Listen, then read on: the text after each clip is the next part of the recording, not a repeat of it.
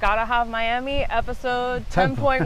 10.5. Oh, 10.5. 10.5. Yeah, we tried to do one the other day, and it didn't work out as well as we thought about it because we didn't have any voice. So we lost our voice halfway through it. So again, this is 10.5. It is Wednesday. It isn't Tuesday. We did promise you shows on Tuesday, and we tried. We really did. We did. Right. And here we are trying again. It's very windy. Yep. So the camera's shaking. And we're also very matchy-matchy. We do that often. Yeah, we do that often without a lot of intent. We don't plan it. No, we don't plan it at all. So we're behind City Hall down here in Coconut Grove, Florida, my hometown. And one of the things that I want to point out, and we mentioned this yesterday, is that right behind us, and I'm going to take a step to the side, you're going to see this long strip. And this used to be where the seaplanes used to take off from Panam, which was at City Hall. City Hall was actually the Panam terminal years ago, and it wasn't City Hall, as we say. So if you go in there, you can actually see some really cool stuff. And if you're like barfing after you see this video, it's not our fault. It's blowing like hell. Very windy. Right. Yesterday it was perfect, no voice. Today it's blowing. So again, welcome to the Gotta Have Miami podcast. And Ash, I'll let you take it away. Talked about something yesterday. What do you got? Touching on rentals again. A lot of rents being raised, so it's important that if you want to be in the lease for more than the year that you're in there or however long your lease is, talk to your landlord, communicate, renew that lease, because likely they're going to increase the rent so that you're prepared and you know. And if you don't approach your landlord and ask about renewing a lease, they might raise the rent on you real high, and then you have to move because you don't have a choice. So or they find another tenant, or they're looking for somebody else that's going to be able to pay what they're willing to do. Miami-Dade County did pass a new law, an ordinance that happened on the 25th. And what ends up that allows the landlords, if they're going to raise their rents higher than 5%, then you have a 60-day period to announce that. And then also, if you're a tenancy at sufferance, which is known as month to month in most places, they also have to give you 60 days, even though we talked about it yesterday. It's a little weird.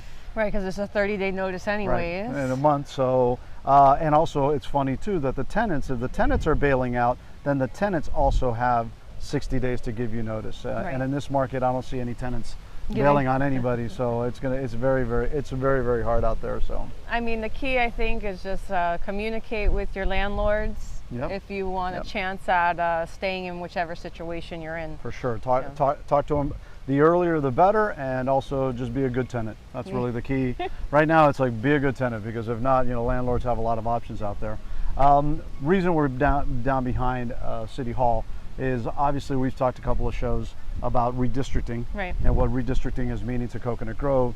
And on the 24th, the commissioners decided to split Coconut Grove into 3 districts: District 3, District 4, and then District 2, which was the main district for Coconut Grove.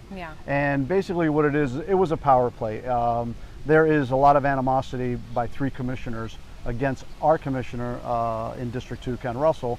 We have 3 commissioners that basically just will do anything to mess with him, and that's just a reality. And again, I can't say that Ken hasn't done some things that have upset these commissioners, but at the end of the day, this is just a pure power play. Doesn't make any sense whatsoever. There's a lot of other ways to redistrict the city of Miami. And if you don't understand about redistricting, we have 5 districts in the city, and every 10 years when the census comes out, they have to move it around and shift it. But again, this was just a pure power play coming into Coconut Grove and splitting it into 3 areas. District 4 picks up a little sliver, which is over there by Home Depot, that area. That really won't affect that much. There's a couple of senior living facilities over there in Sarah Grove.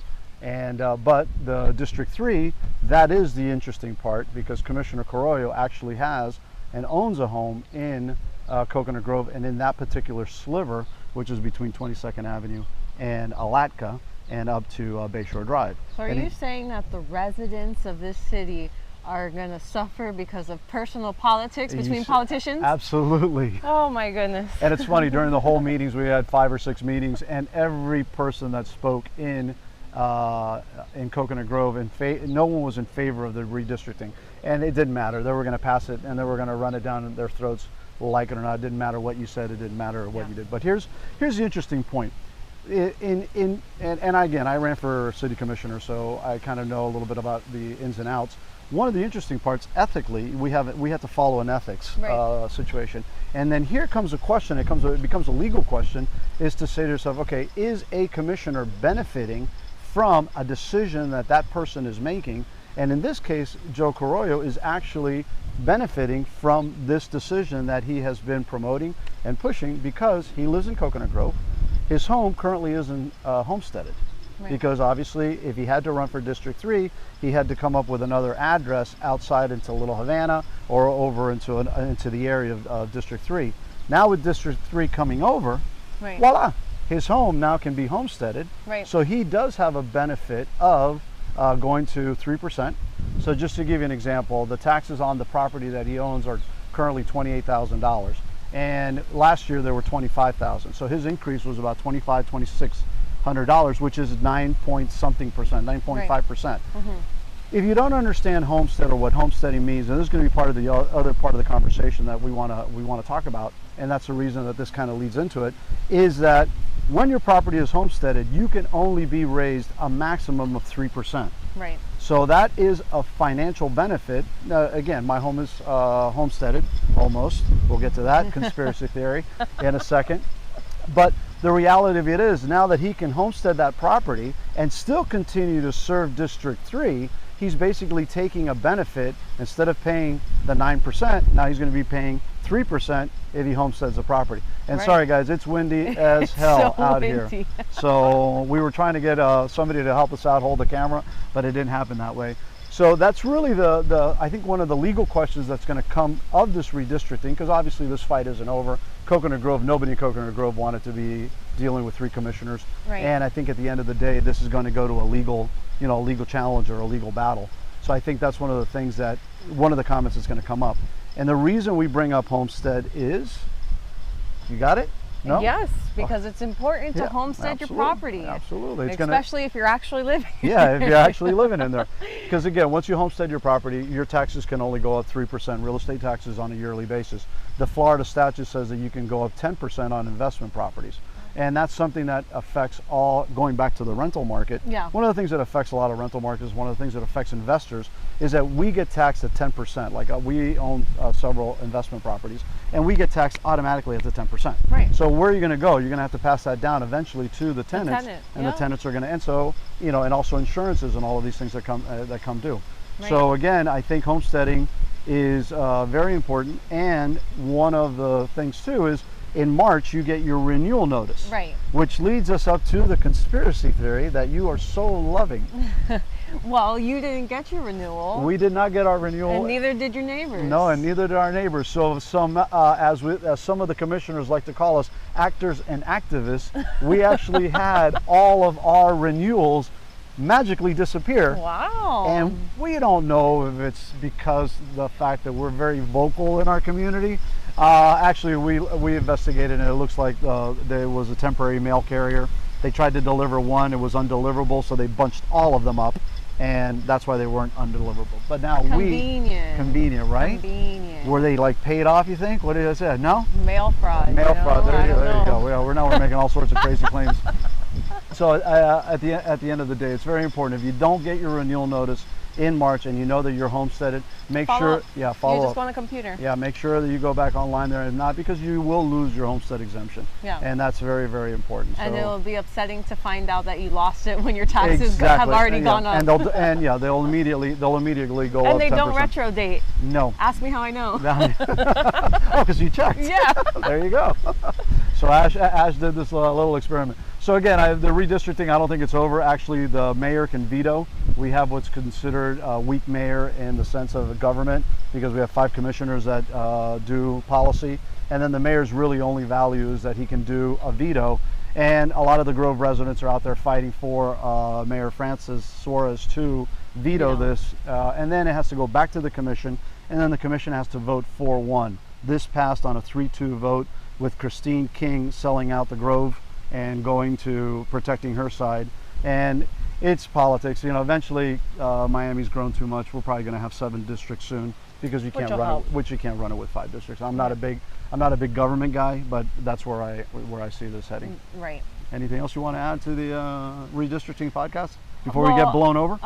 Tomorrow morning, Thursday morning, Yep. there's the rally here, Yep. 10 a.m. There's a rally. At City Hall in Coconut Grove.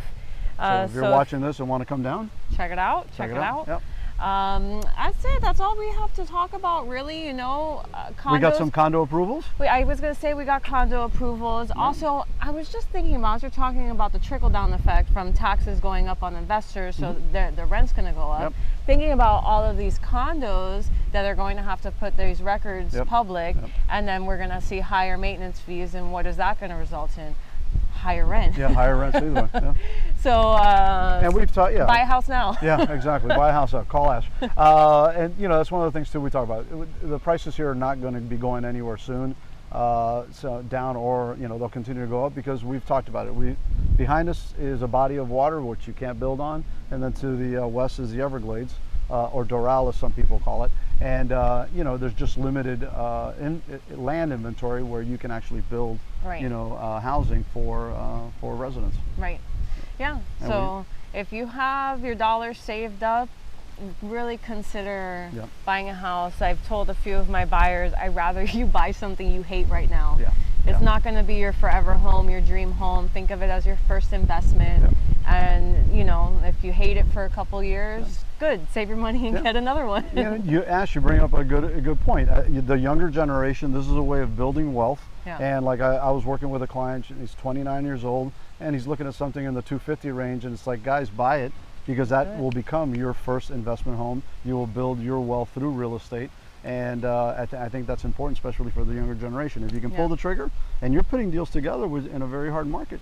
Yeah, it's possible. It's persistence. It's being patient, being flexible. Right. You know, if you're gonna have to double up on your, you know, you got a couple months left on your lease, and you're gonna take on a mortgage, just crunch that in the budget.